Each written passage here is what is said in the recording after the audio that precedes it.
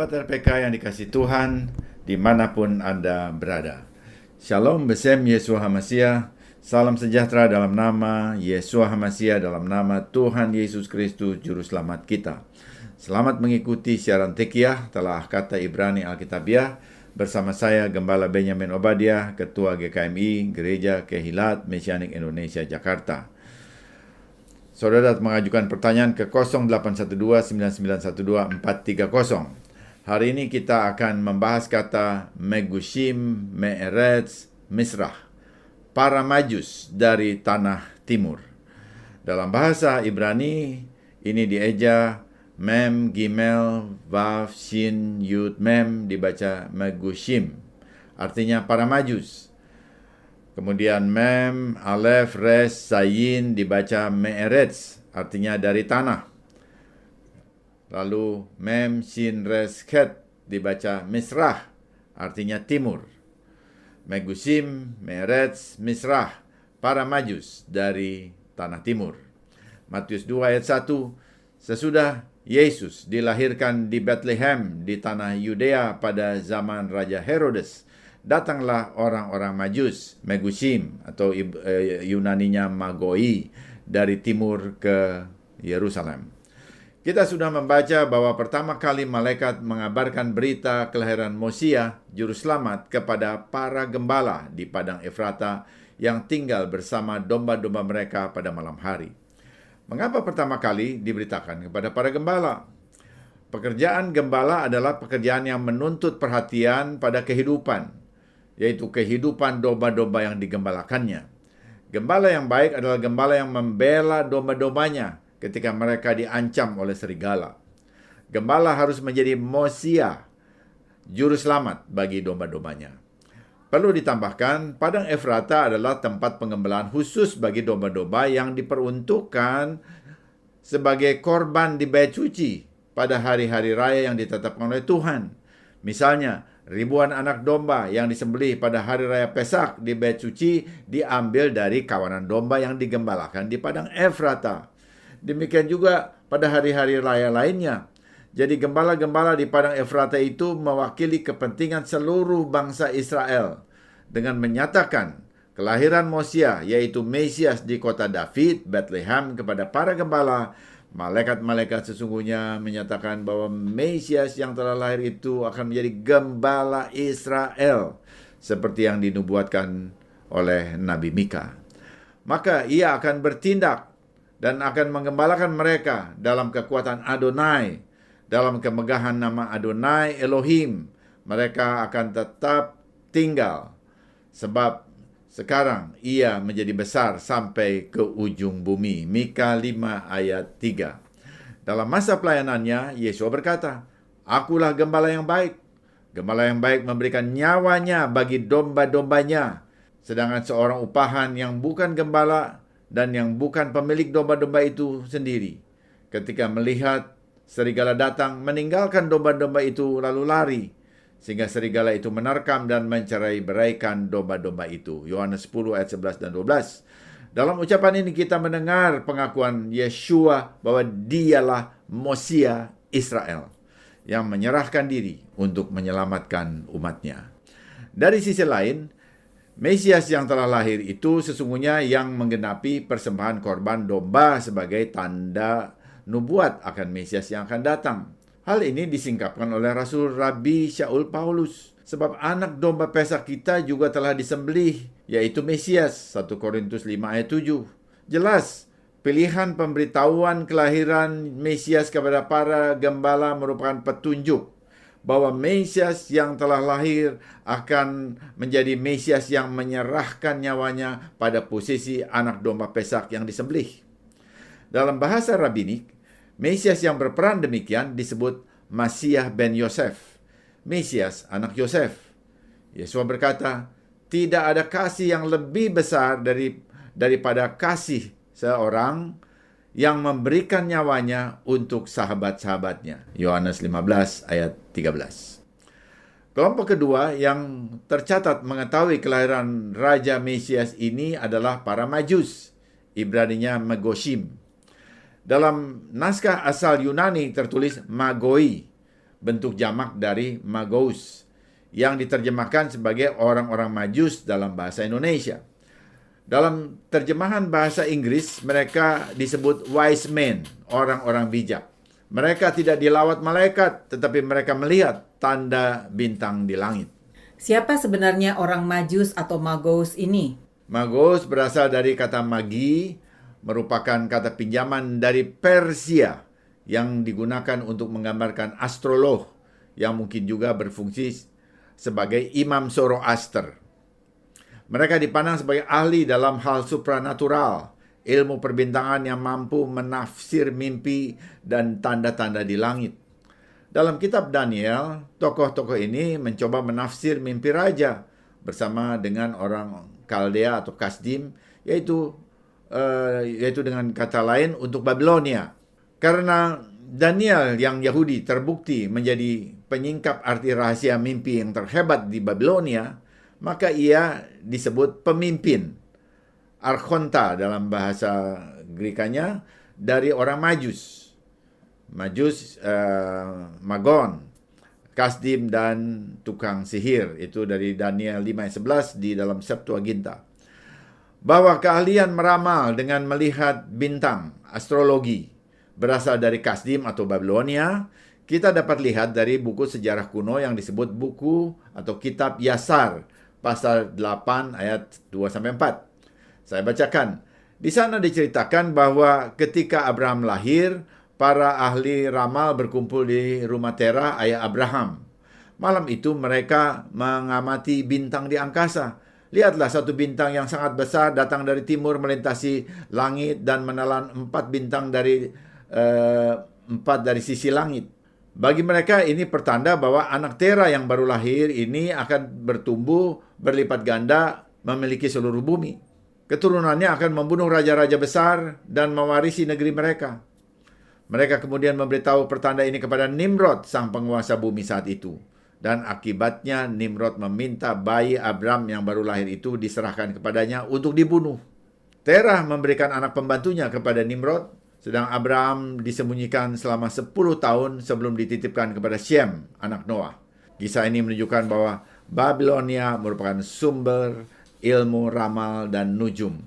Kemampuan ini diteruskan oleh kerajaan besar berikutnya, yaitu Medi dan Parsi, bahkan mendapat tempat yang baik dalam agama Zoroaster, mereka disebut imam.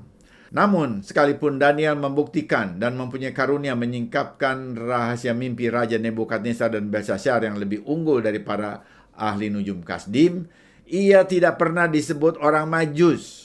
Sebaliknya, Septuaginta membedakan mereka dari orang-orang Majus. Daniel dan teman-teman Yahudinya disebut 10 kali lebih bijaksana daripada semua ahli sihir dan orang Majus, Magos. Daniel 1 ayat 20 dalam Septuaginta. Jadi, sementara Daniel menjadi kepala dari semua orang bijak di bawah Nebukadnezar, Alkitab tidak memberikan bukti bahwa Daniel adalah salah satu orang Majus atau bahwa orang Yahudi di Babilonia itu disebut Majus. Para Majus bukanlah rabi ataupun orang Yahudi. Orang Yahudi dapat saja mempunyai minat pada ilmu perbintangan, tetapi mereka umumnya memandang Israel sebagai kebal, alias tidak terpengaruh oleh benda-benda langit. Bintang dan rasi bintang dapat mempunyai arti bagi bangsa-bangsa, tetapi orang Yahudi tidak pernah berurusan dengan ramalan seperti itu. Talmud mencatat sikap orang Yahudi terhadap ramalan bintang. Bagaimana kita tahu bahwa orang Israel tidak ada di bawah pengaruh bintang-bintang? Karena dikatakan, jangan biasakan dirimu dengan tingkah langkah bangsa-bangsa. Janganlah gentar terhadap tanda-tanda di langit, sekalipun bangsa-bangsa gentar terhadapnya. Yeremia 10 ayat 2. Bangsa-bangsa menjadi gentar tetapi tidak bagi Israel. Sikap ini juga diwarisi oleh orang-orang Kristen yang tidak mempercayai ramalan nasib atas dasar astrologi. Kalau begitu, dari mana mereka dapat tahu bahwa ada bintang yang diidentifikasi sebagai kelahiran Raja Yehudi? Torah menjelaskan adanya bintang Mesias melalui ucapan Bileam. Aku melihat dia tetapi bukan sekarang. Aku memandang dia tetapi bukan dari dekat. Bintang terbit dari Yakub, tongkat kerajaan timbul dari Israel dan meremukan pelipis-pelipis Moab dan menghancurkan semua anak Set. Bilangan 24 ayat 17. Ini jelas merujuk bahwa munculnya sebuah bintang atau kohaf dari Yakub yang merujuk pada raja yang akan mengalahkan bangsa Moab dan keturunan Set. Para bijak Israel memahami nubuatan Bileam ini ditujukan kepada Raja Masiah ben David, Mesias anak David. Akibatnya, pada permulaan abad kedua, Rabi terkemuka saat itu, Rabi Akiva, menyatakan Simon Bar Kosiba sebagai Mesias dan menamai pemberontak terhadap Roma ini dengan sebutan Bar Kokhba, anak bintang dari Kokhaf, berdasarkan bilangan 24 ayat 17 tadi. Ini dilakukan sekalipun Simon Bar Kosiba bukan sama sekali keturunan David. Pemberontakan Simon Bar Kosiba gagal dilibas oleh Romawi. Ia bukan Mesias dalam pengertian apapun juga. Padahal yang menyatakannya adalah seorang rabi besar yang terkenal. Demikian juga dengan para rabi anti-misionaris yang menuding Yesua bukan keturunan David. Jika rabi besar Akiva saja bisa salah, apalagi rabi biasa di abad 21 yang cara pandang modernnya bias terhadap Yesua HaMasiah. Peluang mereka lebih besar untuk salah. Sebenarnya Bileam seorang nabi atau peramal ahli nujum. Philo, filsuf Yahudi dari Alexandria abad pertama dan sejaman dengan Yeshua, mengatakan bahwa Bileam adalah ahli nujum alias Magos alias Majus. Ia dipesan oleh Raja Moab untuk mengetuki Israel. Tergiur upah sekalipun ini berlawanan dengan kehendak Adonai Elohim, Bileam datang memenuhi panggilan itu dengan mengendari keledai. Saat melalui celah sempit, malaikat dengan pedang terhunus berdiri di depannya untuk membunuhnya bila ia maju. Keledainya yang melihat itu menghindar untuk menyelamatkan tuannya, namun Bileam yang tidak paham situasi malah memukulnya. Ternyata sang Majus kurang bijak dibandingkan dengan keledainya. Para Majus dari timur itu datang ke Yerusalem dan bertanya, di manakah dia yang telah lahir menjadi raja orang Yahudi? Matius 2 ayat 2.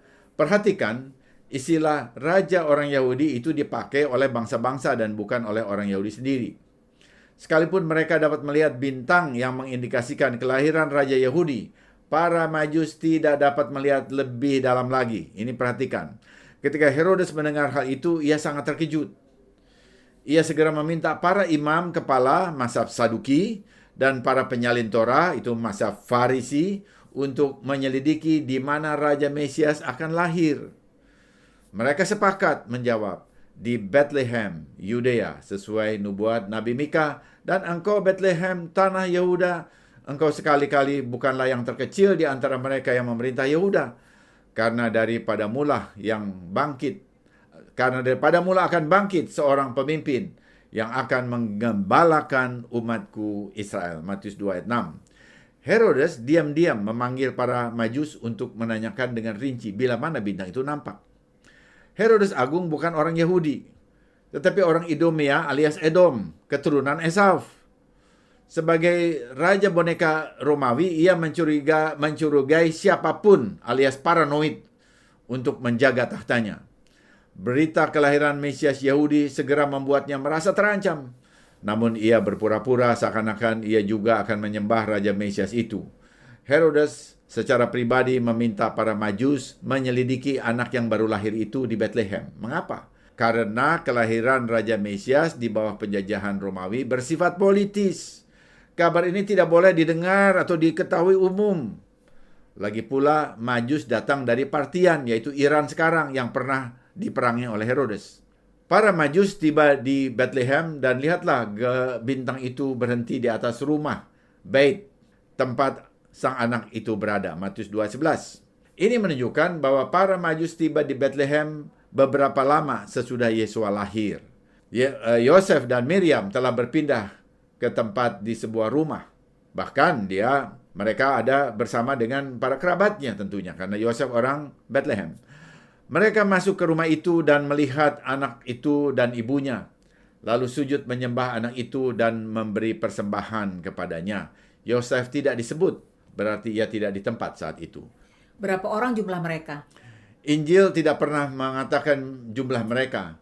Istilah Yunani magoi atau Ibrani megushim merupakan bentuk jamak sehingga merujuk lebih dari satu. Tradisi Kristen yang menyebutkan 3 orang sesungguhnya didasarkan adanya 3 jenis persembahan yang dibawa oleh para Majus. Ada yang menyatakan nama mereka itu Melkior, Kaspar, dan Beltasar. Apa yang mereka persembahkan dan maknanya? Mereka mempersembahkan pemberian, Greeknya dora, yaitu emas, sahaf bahasa Ibraninya, kemudian kemenyan, lefona, dan mur, yaitu mor.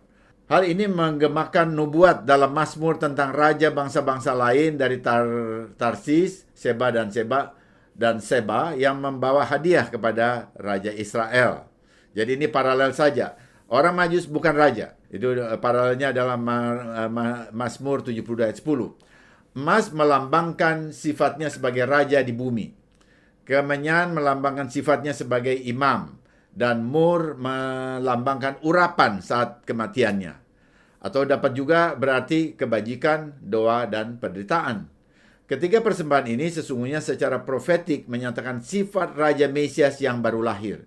Ia adalah raja di bumi sebagai Masiah ben David yang digenapi pada kedatangan kedua. Secara rohani, sesudah kematian dan kebangkitannya, ia menjalankan fungsi imam besar menurut peraturan Melkisedek di hadapan Bapa Surgawi. Ia akan menderita dan mati sebagai manusia, bukan karena kesalahannya, tetapi karena dia menyerahkan nyawanya bagi keselamatan umatnya. Dengan persembahan-persembahan ini sesungguhnya para Majus mewakili bangsa-bangsa non-Yahudi untuk menyatakan sikap menjadi pengikut Raja Mesias Yahudi. Matius 28 ayat 19, pergilah kamu beritakan kepada bangsa-bangsa kabar baik dari Yeshua. Sesudah mereka memberi persembahan kepada kanak Yeshua, melalui mimpi mereka diberitahu untuk tidak kembali kepada Herodes. Mereka pulang melalui jalan lain, menyadari ia sudah dikerjai oleh para Majus. Herodes murka dan menyuruh semua anak di bawah 2 tahun di Bethlehem untuk dibunuh. Tragis. Hal ini tidak terlepas dari kekeliruan para Majus yang datang kepada Herodes, keturunan Esau yang berwatak ganjil dan kejam. Karena itu kurang tepat menjuluki para Majus sebagai wise men atau orang bijak, seperti dalam Alkitab bahasa Inggris. Kisah historis Megusim, Meretz, Misrah, para Majus dari Tanah Timur ini ditulis dalam Injil Matius, agar kita dapat menarik berbagai pelajaran hidup dari kisah ini. Kita melihat respon bangsa-bangsa terhadap tanda kelahiran Raja Yahudi. Ini menunjukkan bahwa Adonai Elohim, Bapa Surgawi, tidak hanya memberi Yeshua kepada umat Israel, tapi ia juga bermaksud menjangkau bangsa-bangsa di dunia, yaitu saudara dan saya. Pemberitahuan kelahiran Mesias diberitakan kepada para gembala Israel untuk menyatakan Mesias yang akan datang adalah gembala Israel yang oleh kasih memberikan nyawanya bagi keselamatan umatnya. Namun Tuhan juga mempunyai rencana bagi bangsa-bangsa untuk memberi tanda bintang Bethlehem agar bangsa-bangsa juga mengenali datangnya Raja Mesias.